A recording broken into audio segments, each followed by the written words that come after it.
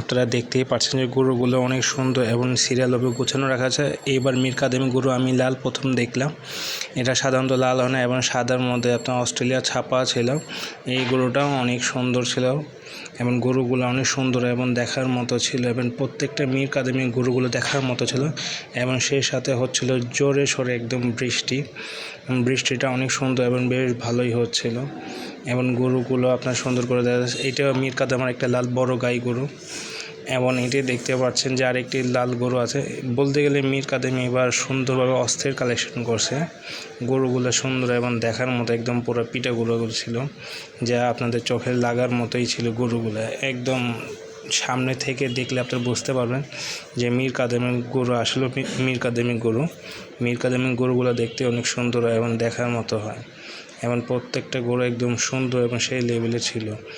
এবং দেখেন যে বৃষ্টি হয়েছিল